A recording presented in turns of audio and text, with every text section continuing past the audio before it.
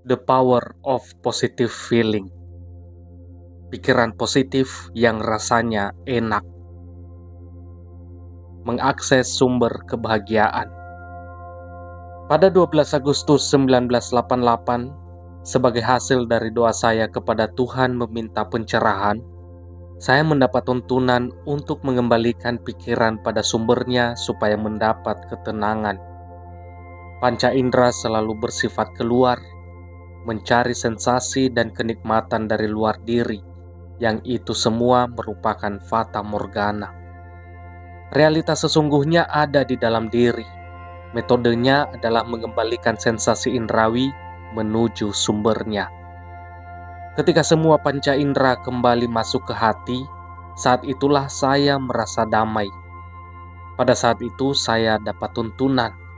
Itulah yang disebut pencerahan. Kedamaian atau kebahagiaan bukanlah produk dari pikiran, melainkan hati.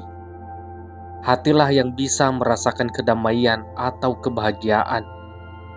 Tuhan hanya bisa dirasakan kehadirannya dalam kedamaian, yaitu ketika pikiran tak lagi mengganggu dengan aneka macam kesibukan dan kegaduhan. Di sanalah jiwa yang tenang dan damai itu berada. Jadi ketika Anda beraktivitas seperti bekerja atau belajar misalnya, lakukan itu dengan hati. Dengan cara penuh doa itulah Anda akan mendapat bimbingan dan pemahaman.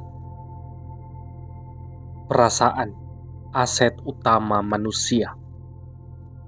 Saat bepergian dengan pesawat terbang, Anda akan diminta untuk mematikan handphone ketika pesawat mendarat atau tinggal landas, karena bisa memengaruhi frekuensi komunikasi di pesawat itu. Demikianlah di alam ini, meskipun hal itu tidak dapat dilihat, getaran kuanta seperti suara atau pikiran bisa saling memengaruhi satu sama lain. Sesuatu yang memiliki frekuensi getaran lebih tinggi dapat memengaruhi sesuatu yang getarannya lebih rendah, begitu juga sebaliknya. Pada diri manusia, tubuh adalah yang paling lambat getarannya, sementara pikiran dan perasaan manusia memiliki vibrasi yang paling tinggi di alam semesta. Secara objektif, para ahli fisika kuantum juga menegaskan bahwa manusia bisa mengubah realitas kehidupannya dengan cara mengubah getaran pikiran dan prasangkanya melalui perasaan di dasar hatinya yang ikhlas. Dan secara subjektif, ikhlas berarti menyerahkan seluruh hidup hanya kepada Tuhan semata, di mana segala urusan dan kepentingan sudah kita kembalikan kepadanya, sehingga hanya kepentingannya lah yang senantiasa memancar dan mengalir dari hati kita. Oleh karena itu, kita diajak untuk dengan sengaja lebih memanfaatkan kekuatan perasaan yang merupakan modal maya manusia yang berkekuatan paling besar. Dan menariknya, ketika Anda berhasil menerapkan prosedur keikhlasan dengan tepat, maka janji kesuksesan dari Tuhan yang didukung kebenaran oleh sains memang akan sering mewujud dalam kehidupan Anda. Jantung menuntun otak menyembah Tuhan.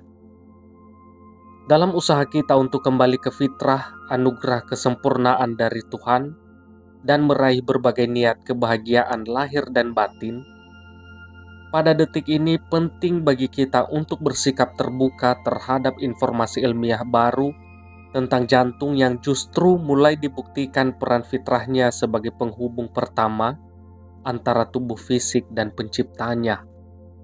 Bukti mengagumkan yang terbaru mengindikasikan bahwa jantung mulai berdetak pada janin bahkan sebelum otak terbentuk.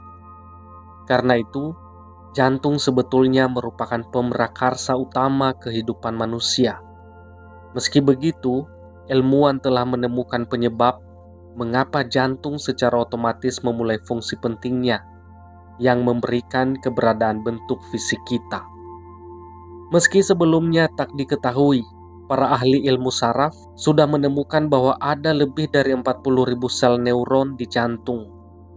Ini menandakan bahwa jantung memiliki sistem saraf sendiri yang sering disebut otak di dalam jantung. Sebagai tambahan, jantung mempunyai medan elektromagnetik 5.000 kali lebih besar daripada otak. Medan ini dapat diukur dengan magnetometer dengan jarak lebih dari 3 meter di luar badan fisik. Penjelasan ini memperkuat berbagai pengajaran spiritual yang menyatakan manusia mempunyai medan energi yang terus-menerus mencampur satu sama lain, yang memungkinkan penyembuhan atau pikiran serta perasaan positif diperlebar, dikirim, dan ditukar. Ketika medan energi jantung diizinkan untuk mengalir lebih besar ke otak, ilmuwan menemukan bahwa perasaan dan informasi yang terkirim dari jantung ke otak dapat mempunyai efek transformatif pada fungsi otak, memunculkan ketajaman intuisi yang lebih tinggi, dan meningkatkan perasaan makmur sejahtera. Terlebih lagi, kolaborasi jantung dan otak ini memunculkan keseimbangan atau keterikatan antara dua organ tersebut dalam mengeliminasi stres, memasuki kondisi kreativitas, dan kedamaian di hati seseorang secara bersamaan. Oleh karena keterikatan yang sangat kuat ini, jantung mulai dilihat sebagai saluran atau penghubung jiwa, kesadaran tinggi, atau energi spiritual yang masuk ke dalam manusia saat dilahirkan. Secara ilmiah, ini mendukung pengajaran banyak agama dunia bahwa jantung adalah tempat jiwa manusia. Karena itu, ajaran spiritual menganjurkan bahwa sudah tugas manusia untuk menggabungkan bersama energi jantung mereka ke dalam hati yang damai. Di antara sekian banyak penemuan ilmiah yang ada beberapa yang sudah membantu kita mengidentifikasi tujuan utama otak sebagai reseptor spiritual cahaya, energi Tuhan. Perkembangan terbaru dunia medis seperti neurobiologi, neurokimia, dan neuropsikologi sedang menggunakan perangkat penggambaran seperti PET dan SPECT untuk mengenali beraneka daerah pada otak, kesibukannya, dan khususnya bagian depan otak yang berkewajiban mengembangkan kapasitas Tuhan. Bagian depan otak ini harus segera mengembangkan kapasitas spiritualnya selama bulan-bulan dan tahun-tahun kritis pertama pertumbuhan anak-anak. Pada akhirnya sains bisa menyatu dalam ajaran spiritual untuk membuktikan bahwa manusia mempunyai kapasitas melalui perpaduan jantung dan otak untuk mencapai ungkapan batin dalam merasakan cinta dan memahami Tuhan. Sistem navigasi kata hati. Jika Anda sempat masuk ke dalam kokpit pesawat terbang, Anda akan dibuat kagum oleh betapa canggihnya peralatan navigasi yang ada, yang memungkinkan pilot mengendalikan pesawat dalam segala kondisi untuk mencapai tujuannya. Ironisnya, sebagai ciptaan Tuhan yang berteknologi paling tinggi, kita sering tidak tahu dengan peralatan dan sistem navigasi yang tersedia di dalam diri kita sendiri. Kita menyangka bahwa panca indera dan pikiran kita saja sudah cukup, padahal kita tahu betapa seringnya kita menerima informasi yang tidak akurat, bahkan tentang keberadaan diri kita sendiri. Kita memerlukan sistem navigasi yang lebih canggih, yang bisa bekerja seperti GPS, memberi feedback pada diri kita di mana posisi kita, apakah kita sudah berada di jalan yang benar, seberapa jauhnya dari tujuan, dan arah mana yang paling dekat menuju tujuan itu. Kita memerlukan sistem navigasi kehidupan yang lebih andal, dan Tuhan sudah memberikannya secara batin di dalam diri kita berupa sistem navigasi kata hati. Manusia sangat beruntung diberikan instrumen navigasi luar biasa oleh Tuhan, berupa perasaan di hatinya. Perasaan atau emosi kita adalah alat utama kita untuk mengukur dengan presisi yang tinggi seberapa jauh atau dekatnya diri kita dari tujuan kita atau sumber aliran berkah Sang Pencipta. Yaitu ketika perasaan Anda positif atau ikhlas, posisi Anda relatif dekat dengan pintu kemudahan. Melalui instrumen navigasi ini, kita dapat mengetahui bahwa di dalam diri kita terdapat dua zona, yaitu zona nafsu dan zona ikhlas. Zona nafsu adalah wilayah hati yang dipenuhi berbagai keinginan, namun terasa menyesakkan dada. Zona ini diselimuti oleh energi rendah karena yang ada di dalamnya adalah perasaan negatif cemas, takut, keluh kesah, dan amarah. Sedangkan zona ikhlas adalah zona yang bebas hambatan, terasa lapang di hati. Energi yang menyelimuti zona ikhlas adalah berbagai perasaan positif yang berenergi tinggi, seperti rasa syukur, sabar, fokus, tenang, dan happy. Ketika kita ikhlas, kita pun merasa penuh tenaga. Sebaliknya, saat tidak ikhlas, kita merasa resah, kacau, tidak bahagia, dan kehabisan tenaga. Tidaklah mungkin bagi kita untuk mengatur pikiran kita yang jumlahnya mencapai 60.000 setiap hari agar semuanya positif. Untungnya, ada cara yang lebih smart dan simple. Yang harus kita lakukan adalah keterampilan untuk mengakses zona ikhlas setiap saat. Bayangkanlah analogi gelombang radio ini. Kita memutar radio pada gelombang AM. Di gelombang ini, kita akan menemui banyak noise, suaranya mono, sehingga kita tidak nyaman mendengarkan siaran stasiun radio yang mengudara pada gelombang ini. Sebaliknya, coba putar taning ke frekuensi FM. Maka kita akan mendapatkan suara yang jernih, tajam, dan stereo. AM adalah analogi dari zona nafsu, sedangkan FM adalah analogi dari zona ikhlas. Dengan metode ini, ikhlas akan saya buat menjadi prosedur logis dan fisiologis, sehingga bisa kita lakukan setiap saat untuk mengakses zona ikhlas tersebut. Zona ikhlas inilah zona di mana perasaan kita selalu merasa enak, atau positive feeling. Kita harus selalu mengakses zona tersebut karena hidup kita tergantung pada perasaan kita. Perasaan kita inilah yang menjadi sistem navigasi kata hati yang memberitahu kita untuk selalu berada di jalan yang benar menuju kepada tujuan kita. Kalau kita selalu berada di dalam zona ini, maka frekuensi kita akan selalu bersinggungan dengan frekuensi Tuhan atau God Zone. Kita akan sering mengalami sinkronisitas atau kejadian-kejadian tak terduga yang sesuai dengan keinginan kita. Meminjam terminologi komputer, ketika otak dan hati sudah klik, maka password terbuka. Hal ini membuat kita menjadi mudah paham dan engeh akan segala persoalan. Di zona ikhlas inilah tempat terjadinya perkawinan antara frekuensi hati dengan frekuensi otak, yang membuat semua jenis informasi dan solusi mudah Anda dapatkan langsung dari servernya. Dengan demikian, apa yang Anda inginkan akan cepat terkabul, dan jika salah arah, Anda segera mendapat feedback untuk kembali ke jalan yang benar, otomatis. Tokoh tasawuf modern, Agus Mustafa dalam bukunya Pusaran Energi Ka'bah menulis, kuncinya adalah hati. Hati lebih berfungsi untuk merasakan dan memahami, sedangkan pikiran atau otak lebih berfungsi untuk berpikir, mengingat, menganalisa. Pikiran atau otak ada di dalam kepala, sedangkan hati ada di dalam dada.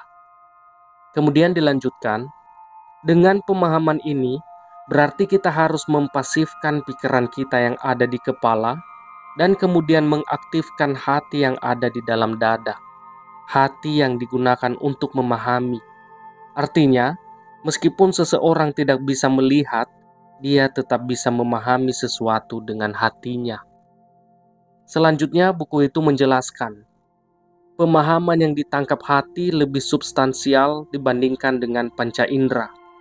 Memang kebanyakan manusia memahami sekitarnya lewat panca indera, tetapi kita tahu, orang yang melihat belum tentu memahami apa yang dia lihat. Orang yang mendengar belum tentu memahami apa yang dia dengar. Demikian pula orang yang meraba belum tentu memahami apa yang dia raba. Tetapi kejadiannya bisa sebaliknya, bahwa seseorang bisa memahami persoalan tertentu tanpa harus melihat atau mendengar atau merabanya. Nah, di sini Anda akan dipandu untuk dengan mudah selalu mengakses zona ikhlas di dalam diri kita itu. Suatu aplikasi praktis untuk mengaktifasi dan memanfaatkan kekuatan dahsyat hati nurani kita untuk meraih kejayaan yang seimbang dalam segala bidang kehidupan. Langkahnya adalah dengan melepaskan secara ikhlas keterikatan atau keruwetan gelombang otak beta pikiran kita dalam menyerahkannya kepada hati di dalam gelombang alfa atau theta. Inilah yang disebut dengan tafakur, meditasi, dan lain-lain.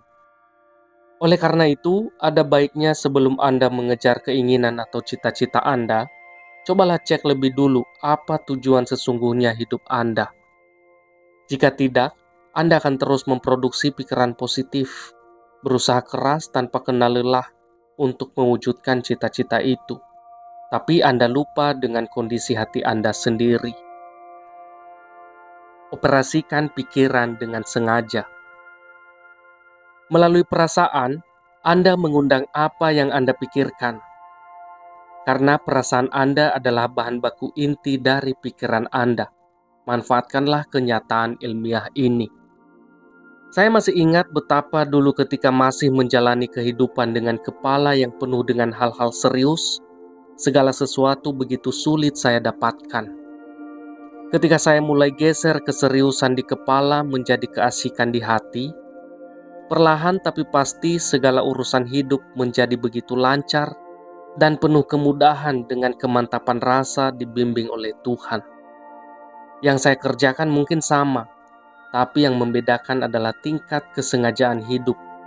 Saya lebih sengaja dalam mengoperasikan pikiran dan perasaan saya. Sekarang, ketika saya menginginkan sesuatu, seperti misalnya ingin menemui seseorang atau bahkan membatalkan pertemuan dengan seseorang, maka yang saya lakukan adalah mengaktifasi niat itu dengan berdoa kepada Tuhan dan kemudian menimang-nimang keinginan saya itu di dalam hati sampai perasaan saya berubah dari tidak enak menjadi enak, dari nafsu menjadi ikhlas. Setelah keikhlasan terjadi di hati, biasanya tanpa terlalu banyak ngotot, keinginan-keinginan saya itu seperti diam-diam menelusup ke dalam hidup saya. Di sini saya hanya memanfaatkan mekanisme kerja hukum tarik-menarik dengan lebih sengaja. Kalau dulu hukum itu lebih sering saya gunakan untuk menarik kesialan, maka sekarang lebih banyak saya memanfaatkan untuk menarik keberuntungan. Hidup atau berpikir dengan sengaja bukan saja sengaja memilih pikiran positif untuk Anda fokuskan. Kalau hanya itu yang Anda lakukan, maka lama-kelamaan pikiran kita menjadi berat, dan jika diraba, dahi Anda terasa memanas. Berpikir dengan sengaja adalah memilih pikiran yang positif sambil memeriksa perasaan Anda. Seperti mencari siaran radio 99,9 FM, tugas Anda adalah terus memutar tombol taning perasaan Anda sampai rasanya pas dan enak sesuai dengan yang Anda inginkan. Jika suara radio masih kresek-kresek, artinya Anda masih di luar zona siaran 99,9 FM. Yang harus Anda lakukan adalah terus mencari. Lama-kelamaan Anda akan mulai bisa membedakan kualitas suara yang lebih baik dan lebih jernih ketika Anda mendekati gelombang 99,9 FM. Demikian pun jika perasaan di hati Anda masih tidak enak, artinya Anda masih jauh dari yang Anda inginkan. Tapi kalau perasaan Anda sudah semakin terasa enak, maka berarti Anda sudah semakin dekat dengan yang Anda inginkan. Perasaan tidak enak atau nafsu mencerminkan perasaan tidak punya. Kalau ini yang Anda pelihara, maka ketidakpunyaanlah yang akan mendatangi Anda. Begitu pula perasaan enak atau ikhlas mencerminkan perasaan cukup. Kalau perasaan ini yang Anda pertahankan, maka berbagai kecukupanlah yang akan mewujud ke dalam hidup Anda. Jadi, sekarang sudah saatnya untuk mengubah paradigma orde lama positive thinking yang menyebutkan Anda akan mendapatkan apa yang paling sering Anda pikirkan dengan paradigma orde reformasi positive feeling Anda akan mendapatkan apa yang paling sering Anda rasakan sewaktu Anda memikirkannya. Perhatian. Jangan melakukan tindakan sebelum perasaan enak dan ikhlas tercapai. Atau dengan kata lain, hindari bertindak dalam keadaan perasaan tidak enak atau nafsu. Seperti pilot yang harus memastikan semua indikator di kokpit benar sebelum terbang, Anda harus selalu tahu di mana posisi hati Anda setiap saat, zona nafsu atau zona ikhlas. Tanpa itu, Anda akan mudah tersesat, karena tidak akan tahu apakah Anda sedang bergerak menjauh atau mendekat ke arah tujuan Anda. Perasaan positif, hati atau jantung. Jika kapasitas pikiran bawah sadar lebih besar dari pikiran sadar, bisa dibilang kunci sukses hidup kita adalah ketika kita tak lagi hanya mengandalkan pikiran atau sadar dalam menjalani kehidupan, melainkan juga menggunakan perasaan hati atau bawah sadar. Kalau pikiran sadar berhubungan dengan kinerja otak, berhubungan dengan kinerja apakah perasaan bawah sadar itu? Pada zaman dahulu, para pakar Sumerian Assyrian menganggap manusia berpikir dan berperasaan dengan menggunakan organ hati atau liver. Namun hal ini dibantah oleh Aristoteles yang beranggapan bahwa untuk berpikir dan berperasaan, manusia menggunakan jantung atau heart. Kedua pendapat ini membawa pengikut masing-masing, sehingga penggunaan istilah liver berkembang ke daerah selatan, terutama Asia, dan heart berkembang ke utara, khususnya di Eropa. Yang terjadi kemudian, penduduk belahan bumi selatan mengungkapkan perasaannya. Hatiku sangat senang, sungguh menyesakan hati, sambil menyentuh daerah hati atau liver. Sementara penduduk belahan bumi utara menyentuh daerah jantung. I love you with all my heart. My heart was broke. Namun perkembangannya kemudian semakin rancu, terutama di negeri kita. Heart yang dimaksud sebagai jantung diterjemahkan menjadi hati. Maka ketika mengatakan, kau selalu ada di dalam hatiku, you are always in my heart, yang selalu kita raba adalah daerah jantung atau di dada, bukan di hati atau di ulu hati. Oleh karena kerancuan masalah pemahaman tentang hati dan jantung ini, maka hingga sekarang pun orang menganggap hati sebagai kualitas subjektif. Saat seseorang mengatakan hatiku hancur, itu artinya perasaan atau emosinya lah yang hancur atau sedih. Pula, kalimat hatiku sedang berbunga-bunga menunjuk pada perasaan seseorang yang sedang bergembira. Padahal sebetulnya hati itu objektif, berupa benda. Dan kalau berdasarkan pada apa yang kita telah bahas sebelumnya, perasaan muncul dari pikiran. Seseorang yang memikirkan pemutusan hubungan sepihak yang baru dilakukan pacarnya, maka hatinya akan merasakan sedih. Seseorang yang memikirkan kenaikan gajinya ternyata melebihi karyawan yang lain, maka hatinya akan merasakan kegembiraan. Pertanyaannya, betulkah organ hati yang berhubungan dengan otak? Jawabannya tidak. Jantunglah yang merasakan apa yang otak pikirkan. Ketika kita berpikir takut, jantunglah yang berdebar, bukan hati. Ketika pikiran kita kacau atau stres, marah, cemas, dan sebagainya, maka pola irama jantung Anda menjadi tidak normal dan bahkan bisa berakibat negatif pada kesehatan fisik Anda. Para ahli menyebutkan jantung mempunyai sistem komunikasi yang lebih luas dan jauh dengan otak daripada yang dilakukan organ-organ tubuh yang lain. Jadi sebenarnya jantung dan otaklah yang komunikasinya lebih intens. Ilmu pengetahuan berhasil membuktikan bahwa kualitas elektromagnetik jantung 5.000 kali lebih kuat daripada otak. Dengan kata lain, kalau positive thinking memakai tenaga 1 watt, maka positive feeling memakai tenaga 5.000 watt. Karena itulah mengapa positive feeling lebih powerful dibanding positive thinking. Positive feeling menggunakan vibrasi yang tinggi, bersifat cinta, damai, penuh kasih, sehingga vibrasinya pun lebih dekat dengan vibrasi Tuhan. Jantung, kata para ilmuwan, juga mempunyai otak sendiri yang membuat ia bekerja secara otomatis tanpa perlu menunggu perintah dari otak kepala kita. Detak jantung dan pekerjaan memompa darah misalnya. Mulai sekarang, serahkanlah kepemimpinan dalam berpikir dan berperasaan pada jantung. Biarkan dia yang berpikir, menghayati, dan merasakan. Oleh karena dengan demikian, pencapaian keinginan kita niscaya akan lebih powerful. Mengapa susah sukses? Jika kehendak hati tidak sinkron dengan kehendak pikiran, yang timbul suatu kebingungan. Salah satu bentuk kebingungan kita terhadap diri sendiri adalah mengapa kita tidak melakukan sesuatu yang kita tahu bermanfaat bagi kita. Kita ingin sehat, tapi tidak pernah berolahraga.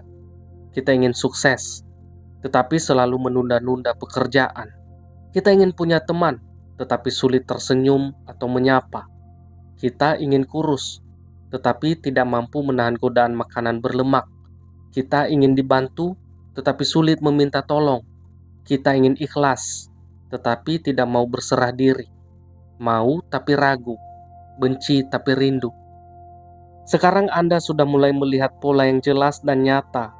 Mengapa saat terjadi konflik dan ketidaksinkronan pikiran yang 12% selalu kalah dengan perasaan yang 88%. Karena semua keinginan adalah bentuk keputusan sementara di kepala Anda. Sementara itu, perasaan merupakan keputusan final di hati Anda. Dan sebelum Anda berhasil membuat hati setuju dengan pikiran, maka selama itu pula Anda akan terombang-ambing dalam ketidakberdayaan. Dengan kata lain, sebelum keyakinan antara pikiran, perasaan, dan tindakan Anda sinkron, selaras, atau harmonis, keberhasilan akan sulit Anda raih. Lalu, apa yang harus kita lakukan? Rahasia mudah sukses. Rahasia untuk meraih sukses dengan relatif mudah adalah kemampuan mengelola agar pikiran, perasaan, dan perbuatan Anda selaras seirama. Oleh karena ketika Anda mengerjakan sesuatu dengan ikhlas, maka segala urusan menjadi lancar karena pikiran, perasaan, dan tindakan Anda sinkron dan selaras. Pada saat seperti inilah sukses akan mengalir deras ke dalam hidup Anda. Urusan yang biasanya sulit menjadi lancar. Orang-orang tiba-tiba senang memberi bantuan, karena ketika mereka melihat Anda bekerja, mereka mengatakan bahwa Anda mengerjakannya sepenuh hati, dengan penuh perasaan, atau total. Dengan perasaan positif dan tentram seperti ini, energi kuanta yang Anda gunakan menjadi besar. Semakin tinggi keimanan Anda, semakin positif perasaan ikhlas Anda.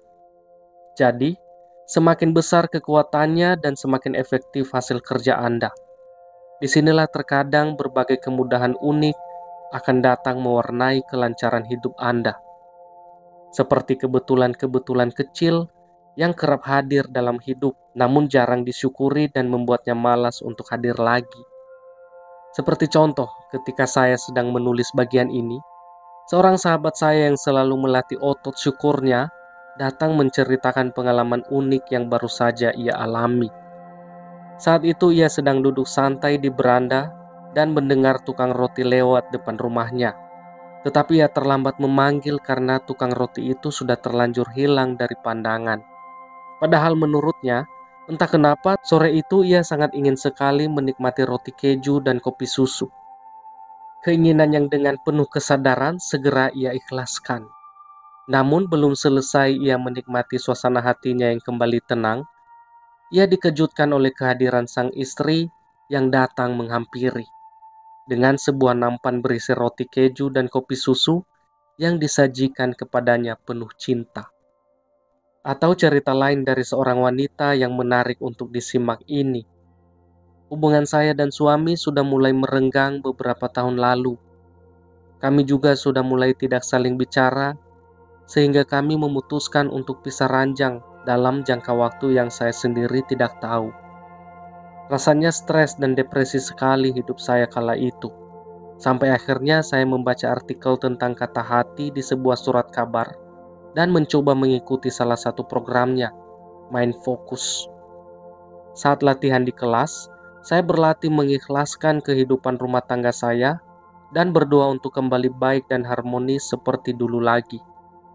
Ajaib, keesokan harinya tanpa disangka, tiba-tiba suami saya memanggil saya sebelum ia berangkat kerja. Dia meminta maaf atas sikapnya kepada saya selama ini, dan ia pun mencium kening saya. Betul-betul sebuah keajaiban karena apa yang saya bayangkan di pelatihan sama persis seperti kejadian yang baru saya alami. Hanya melalui syukur, sekarang hubungan kami kembali membaik. Perasaan hati bawah sadar yang berdaya kekuatan 88% inilah yang seharusnya kita manfaatkan dalam mencapai kebahagiaan di segala aspek hidup kita. Dengan kata lain, kita harus terampil mempersiapkan pikiran sadar agar rela mengurangi dominasinya untuk lebih dituntun oleh hati dan perasaan bawah sadarnya. Menyetel perasaan positif. Petunjuk Tuhan yang diharapkan tidaklah dapat diterima oleh kemampuan cipta akal pikir manusia, melainkan oleh rasa dalam keheningan cipta rasa karsa. Untuk itu, idealnya semua proses perubahan harus dimulai dengan positive feeling di depan dan positive thinking mengiringi di belakangnya. Oleh karena mengejar keinginan dengan berpikir positif saja mungkin bisa berhasil, tapi hasilnya akan lebih optimal bila kita juga menyelaraskan perasaan positif dengan pikiran positif. Untuk menjadi sukses atau kaya, misalnya, kita harus menciptakan pikiran yang membuat kita merasa kaya. Kita harus berpikir yang bisa membuat hati kita bahagia, damai, lega, atau nyaman. Kalimat "saya ingin kaya" harus kita ubah menjadi "saya sudah merasa kaya dengan semua yang saya punya". Agak sulit dilakukan memang, karena kebanyakan orang belum terbiasa untuk merasa puas dengan apa yang sudah mereka punya. Dan seperti perlu latihan olahraga teratur untuk membangun otot dan hormon sehat, Anda perlu mulai berlatih dengan tekun untuk membangun otot dan hormon sukses Anda. Tuhan telah memberikan kebahagiaan itu di dalam diri kita sejak kita lahir di dunia. Kita hanya lupa bagaimana menyetelnya untuk masuk ke dalam frekuensi itu lagi. Oleh karena itu, kita harus sering latihan dan mempraktikkan pikiran positif yang rasanya enak. Terlatih untuk menyetel tombol bahagia yang sudah ada di dalam diri kita. Terlatih untuk menginginkan sesuatu yang sudah kita miliki. Dengan kata lain, terlatih untuk bersyukur. Kita tahu di dalam rasa syukur terkandung rasa cinta terhadap apa yang kita punya. Dengan begitu, kita akan selalu merasa bahagia. Saat ini kita sebagai manusia ada di persimpangan jalan.